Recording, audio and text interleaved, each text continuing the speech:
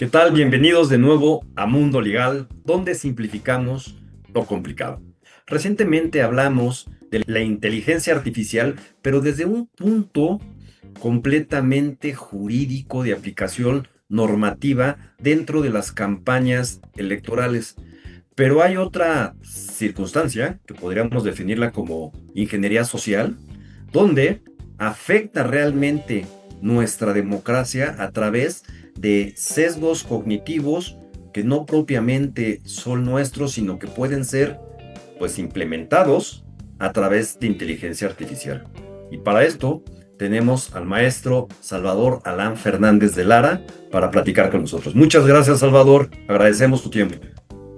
Muchísimas gracias, Manuel. Un gusto estar en este programa, obviamente, que donde han pasado, pues, expertos de alta talla en la materia jurídica y obviamente, pues, para dar un poco de mi investigación doctoral y en lo que me he adentrado, obviamente, lo que tú decías, para generar un poco de conciencia y a lo mejor hasta meter un poco de miedo de lo que viene. Bueno, pues les cuento que el maestro Salvador Alán Fernández de Lara García es licenciado y especialista en Derecho Constitucional con mención honorífica por la UNAM, es doctorando en Derecho y también es docente universitario. Su trayectoria combina la academia, el litigio y la política. Habiendo sido regidor de Puebla, asesor parlamentario en el Congreso de la Unión y en diversos poderes legislativos, consultor constitucional para ayuntamientos en México. Su experiencia en el servicio público, la consultoría constitucional y la docencia lo posiciona como un analista clave para entender las implicaciones legales, pero sobre todo sociales, de la inteligencia artificial en el marco democrático mexicano. Muchísimas gracias, Salvador. Para empezar, ¿qué es la inteligencia artificial y qué es un algoritmo en el contexto del debate democrático?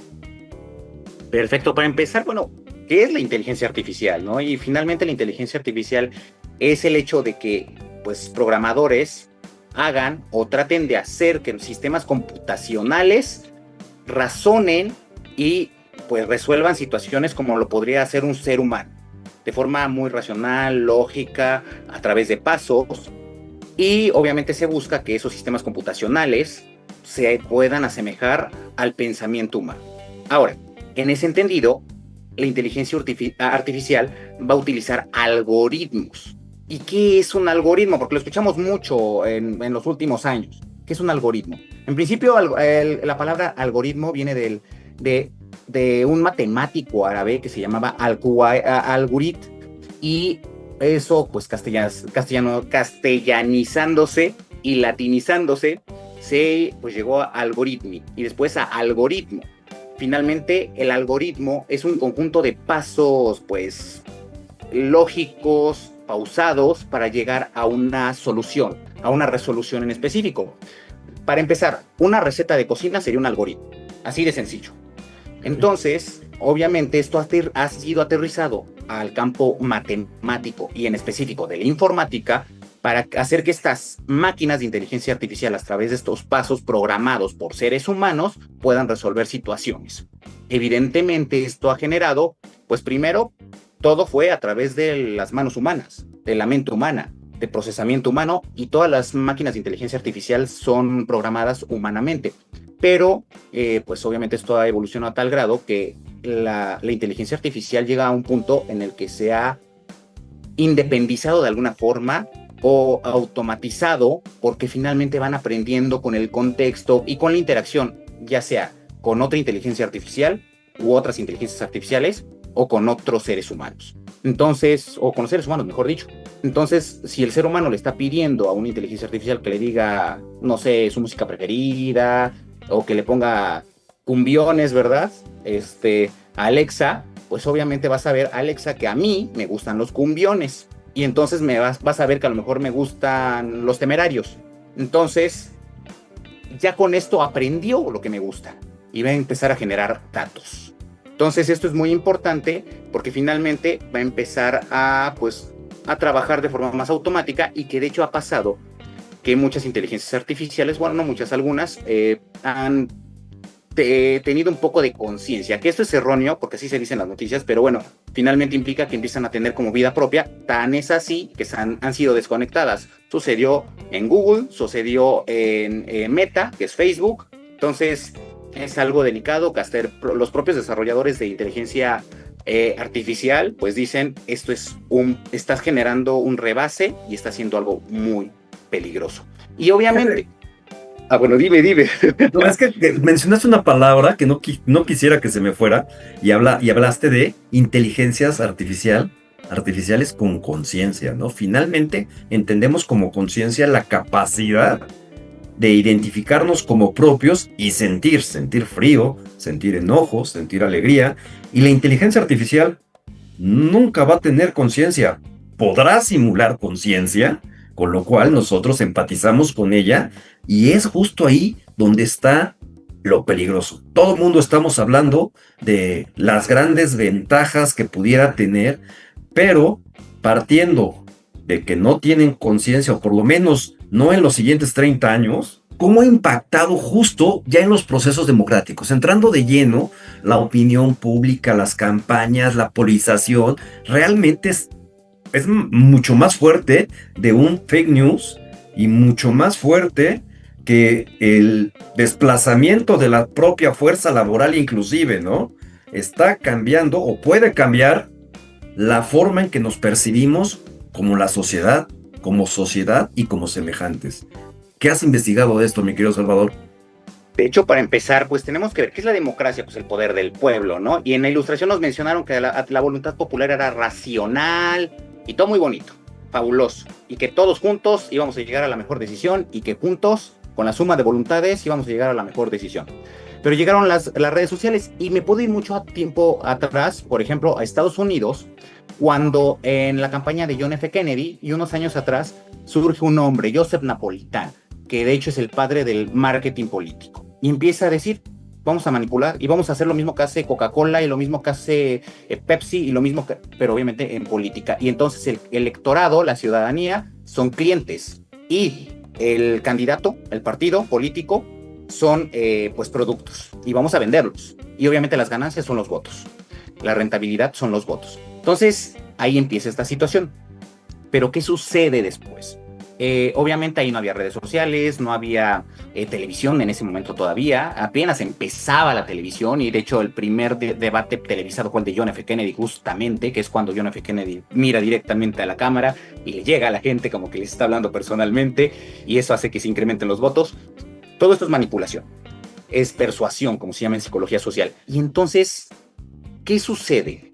En la Universidad de Stanford, a finales de los años 90, un psicólogo social llamado B.J. Fogg establece o crea en su investigación doctoral la captología y la tecnología persuasiva. ¿Qué es esto de captología y tecnología persuasiva? Literalmente hacer que una máquina nos pueda manipular a los humanos para conseguir sus objetivos, ventas, reducción de la natalidad, etcétera.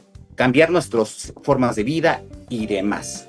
Hace experimentos, estos bajo el auspicio del gran Philip Zimbardo, que es el gran Philip Zimbardo, el creador de la teoría del efecto Lucifer, y obviamente se demuestra en este laboratorio que sigue existiendo en la Universidad de Stanford bajo el auspicio de este científico de B.J. Fogg, han estado gente de Instagram y de demás redes sociales. Entonces, obviamente vemos un trasfondo de psicología social científica clara. Ahora, ¿qué implica esto? Ya dijimos lo que es la inteligencia artificial, ya dijimos lo que son los algoritmos y obviamente a través de esto está cimentada las redes sociales, todas, Facebook, Instagram, WhatsApp, YouTube, TikTok, todas están cimentadas bajo inteligencia artificial y obviamente bajo algoritmos.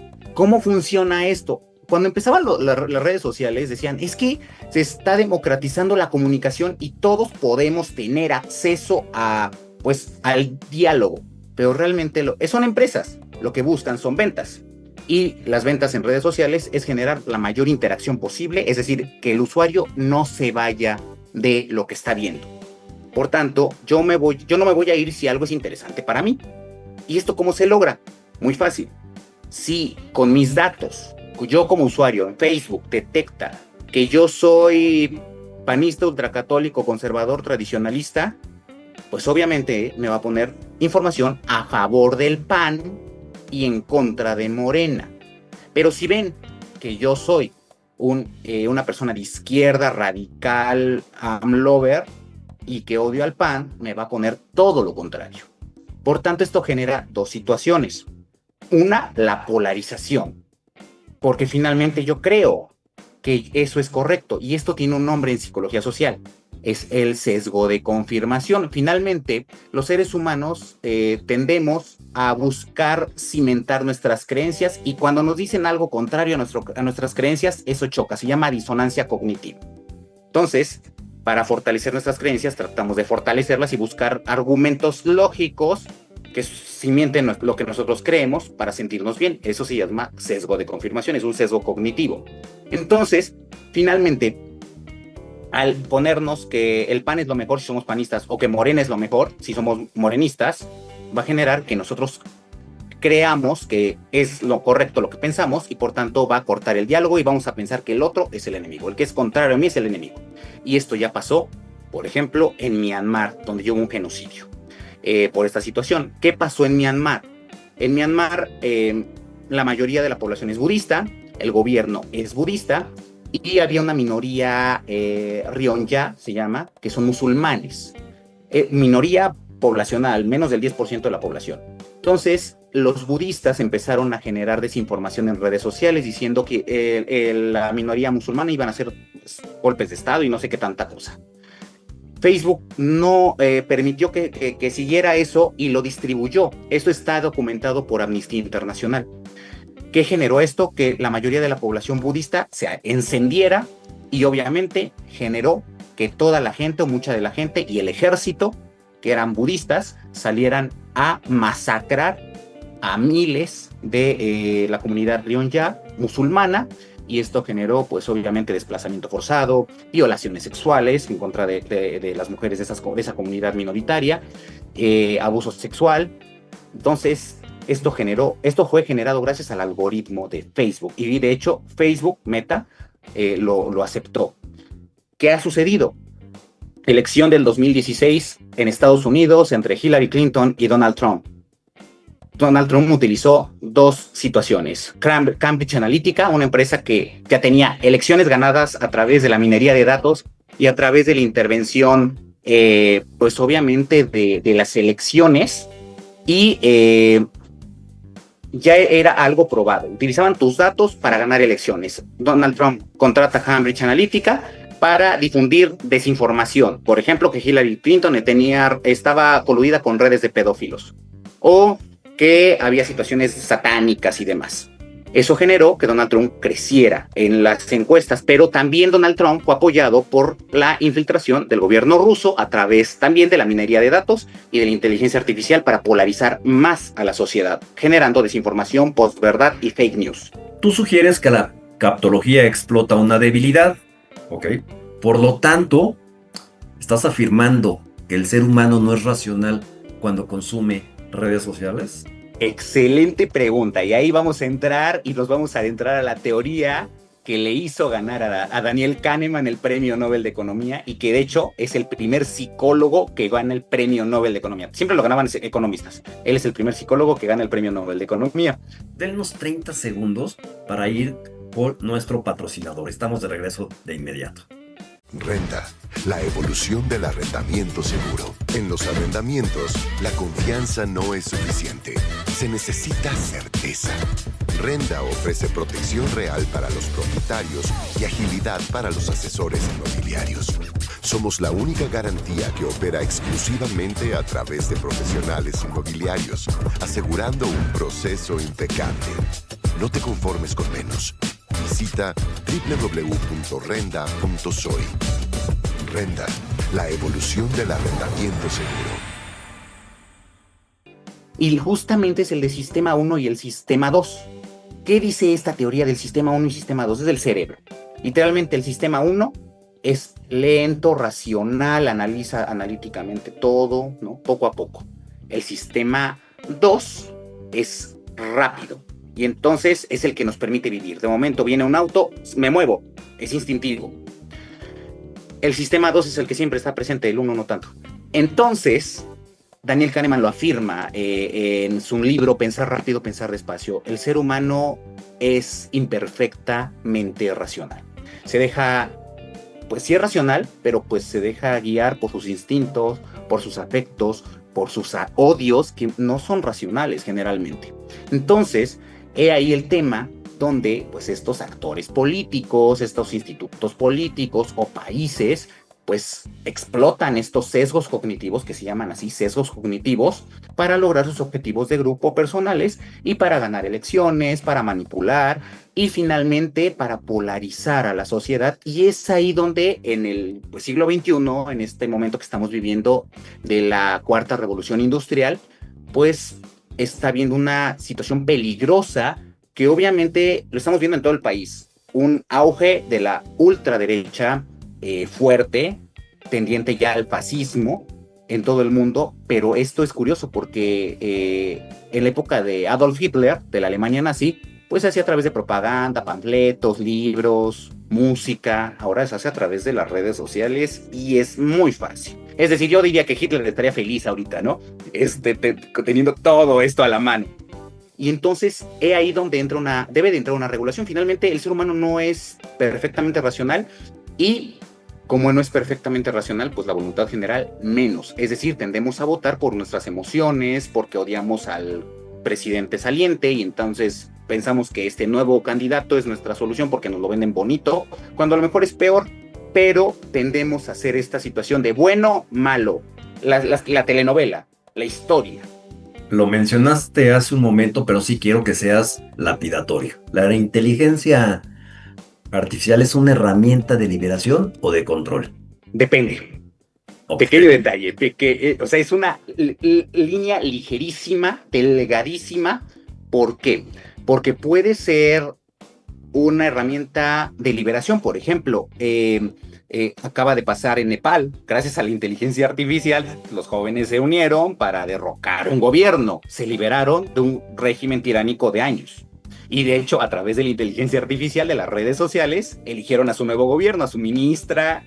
Fue algo fabuloso, un ejercicio democrático increíble. De hecho, existe una teoría que es la de la democracia líquida, que literalmente es buscar que la gente participe en los procesos deliberativos, en las asambleas, en los parlamentos, en los congresos, en los cabildos, a través de las redes sociales o de portales. Entonces, finalmente, en ese entendido, nos libera. También tenemos muchísimo, más información que en toda la historia de la humanidad, a la mano. Con un clic podemos saber todo lo que queramos. Entonces, en teoría nos libera. Pero, al mismo tiempo, entendiendo que la inteligencia artificial se mueve a través de algoritmos bien programados para sesgar a la población, generar interacción constante, vender productos, lo que nos puede hacer es atarnos mal. Finalmente, ya se está demostrando, por ejemplo, que una persona que esté en TikTok viendo videos, una parte del cerebro, la de la recompensa, crece y la de la racionalidad disminuye. Podríamos decir que se atonta la gente.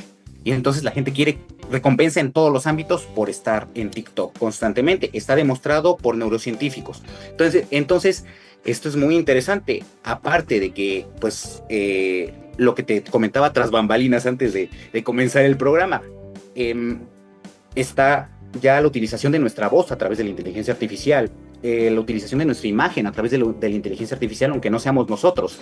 Eso genera que se puede engañar al pueblo y que digan, pues, no sé, acaba de revivir Emiliano Zapata. A mí es lo que menos me preocupa, porque con una normatividad adecuada donde responsabilices, ¿sí?, a los generadores del lenguaje, de la inteligencia artificial básica, de la distribución información falsa, verás que desaparece, ¿eh?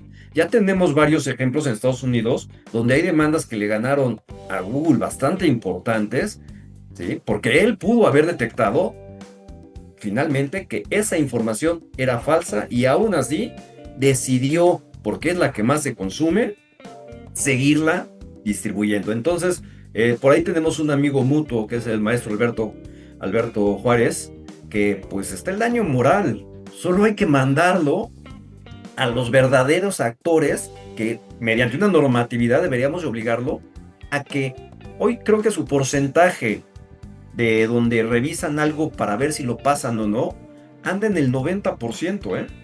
Si ellos dicen, creo que tiene más del 90% de probabilidad de que sea correcto, lo pasan. Cuando podrían estar en el 99.9% y no tendríamos un asunto de suplantación de personas. Desde mi perspectiva, la tecnología, así como la crea, la puede identificar. Acabas de decir algo muy importante, la regulación.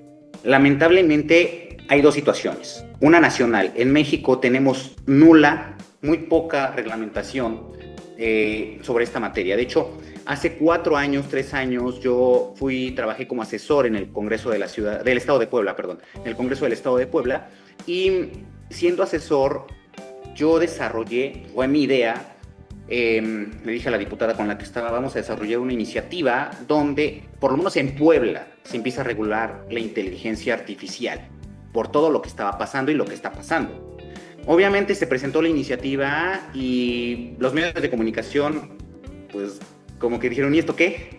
La tomaron como, pues, ¿quién sabe qué es esto? Los diputados, pues, obviamente, pues, generalmente, ¿verdad? No son gente muy estudiada, no le entendieron, se quedó en la congeladora. Y vemos ahorita ya no, ya la gente, los políticos están más enfocados en otros temas que en la inteligencia artificial, que ya es muy delicado. Ahora, si nos vamos a otros países como Estados Unidos, podemos ver que, por ejemplo, Donald Trump está impulsando el hecho de que lo que se hacía después de las elecciones del 2016, que le dieron la victoria a Donald Trump, legítimo y legítimamente, correcto o incorrectamente, pero se la dieron, empezaron campañas para que finalmente Meta, Google empezaran a controlar el contenido que se empezaba a generar a través de estas plataformas digitales. Pero a partir de que ahorita en el segundo mandato de Donald Trump empezó a llegar, pues obviamente vemos que se empezó a liberar. O sea, yo ya puedo insultar en Facebook y Facebook no me dice nada. El propio dueño de Meta dijo, vamos a liberar esto, yo ya no vuelvo a censurar nada. He ahí el tema, y lo has mencionado, se necesita una regulación, pero finalmente también se necesita el compromiso político para hacerlo, sin ver más allá de tus intereses, porque Donald Trump está viendo por sus intereses.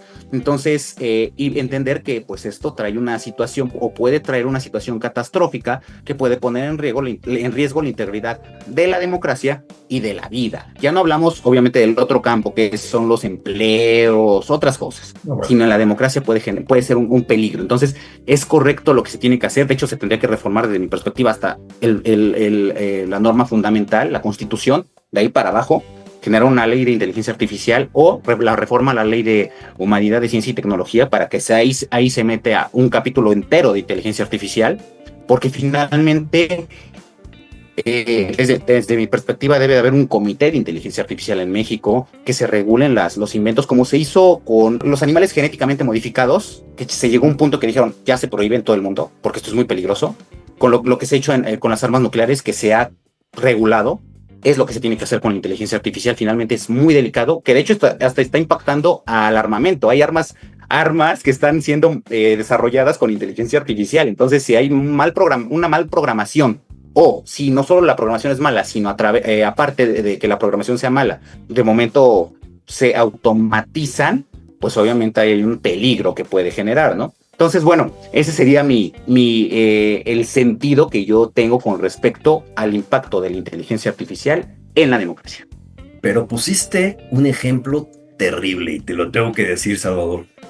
El ideario de Mark Zuckerberg hasta hace los últimos 5 años, que ellos como líder de Meta, tenía muy claro hacia dónde quería llevar la inteligencia artificial y cómo iba a ser liberalizadora y trabajar para la humanidad en general, y por actores políticos lo orillaron a cambiar completamente su dinámica. Entonces, el discurso de este hombre de antes al de hoy es otro. Es bien interesante cuando leemos su carta de intención de cómo generó Meta y hacia dónde iba, y a cómo fueron los políticos los que empezaron a llevarlo, los que estaban normando cómo querían que los empresarios actuaran en esta materia. Y lo dijiste ahorita, es gravísimo, gravísimo, porque al final del camino los puede rebasar. Estamos jugando con fuego. es la primera vez que el humano no es necesario ni como consumidor. Puede haber máquinas haciendo máquinas, consumiéndole a máquinas. Yo tengo este ejemplo, me gusta maravilloso. Se habló de inteligencia artificial. La primera vez que yo oí de inteligencia artificial fue en esta película de Matrix. Y cuando sale algo en el cine, ¿sabes cuántos años lleva de avanzada? Y esta película tiene 26 años, ¿eh? O sea, imagínate cuando nosotros ya estamos platicándolo como el día a día, en dónde estaba en otro momento.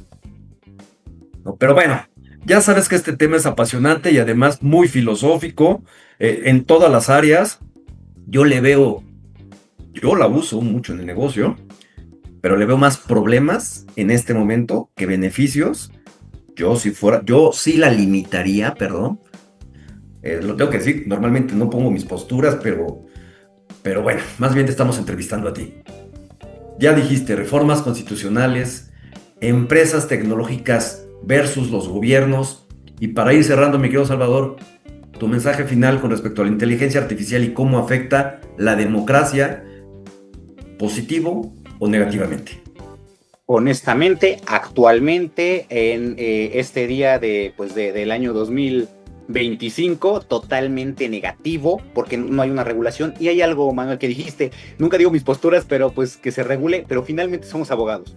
Sabemos que todo es derecho y todo tiene que estar regulado, porque si no entramos en una anarquía y en una anomía, como diría Durkheim, ¿no? Entonces, finalmente, esto es nuevo. Sabemos que la sociedad avanza y después se crea el derecho, y así va, ¿no? Lamentablemente. En México, otros sistemas jurídicos, ¿no? En otros sistemas jurídicos no, pero de hecho te puedo decir, por ejemplo, a nivel internacional, apenas hace 2 años se empezaba a crear la Carta para regular la inteligencia artificial, que es un tipo tratado internacional de buenos deseos. Apenas, cuando ya llevaba mucho desarrollo. Y apenas es eso, apenas se están poniendo de acuerdo algunos países para regularlo, que bueno, China ya lo está regulando, Arabia Saudita ya lo está regulando, que son países totalitarios, autoritarios, pero finalmente los países democráticos nos estamos tardando demasiado. Entonces se necesita regular.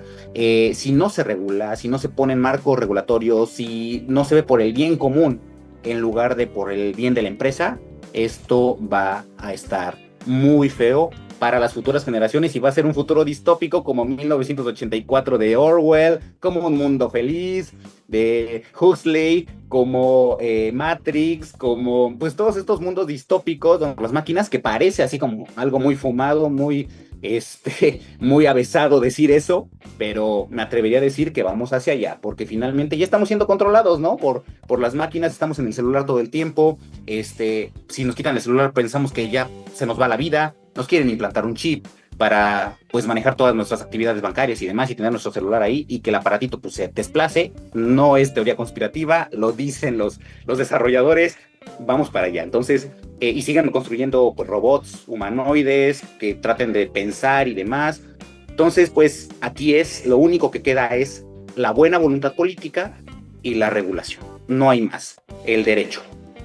Para terminar, tú ahorita que estás en el tema de investigación, un par de libros, literatura que le recomiendes que no deben de perderse para no seguir o que queden fuera del contexto de la inteligencia artificial. Claro que sí. Obviamente, leer el libro básico que es Captología de J.B. Fogg, todos los libros de Yuval Noah Harari, pero sobre todo el último libro habla de esto, desde la creación de la reescritura, el libro, la Biblia, las Biblias, las partes de la Biblia, el mundo hebreo, el mundo cristiano, todo hasta llegar a la inteligencia artificial. ¿Cómo el libro ha generado esto? Sálvense quien pueda, de Andrés Oppenheimer, de hecho que fue de los primeros que empezó en un sentido periodístico a investigar desde la democracia, que de hecho ya ha habido un candidato en Japón que fue candidato de inteligencia artificial, que recibió creo que 3,000 votos, si no mal recuerdo, hasta no pues, programó bien su prom. Por ejemplo, exacto. Entonces, son los libros creo que yo ahorita básicos que se me vienen a la mente para entender de forma popular, fácil y flexible los perjuicios que está generando la inteligencia artificial ahorita en la democracia, en el campo político y en la sociedad. Listo, pues con eso terminamos. Muchísimas gracias, Salvador, por estar con nosotros, por tu pasión. De veras, pues ya veremos tu trabajo de investigación en algún momento. Espero que nos los compartas. Claro. Y pues te despedimos. Muchísimas gracias, Manuel. También a Alberto, el poderme permitir, pues, compartir esto, ¿verdad? Humildemente, lo poco que sé en el tema. Y pues, muchísimas gracias también con el auditorio, esperando que les haya gustado mucho. Pues gracias, con esto nos vamos el día de hoy. Esto es Mundo Legal, donde simplificamos lo complicado. Hasta la próxima.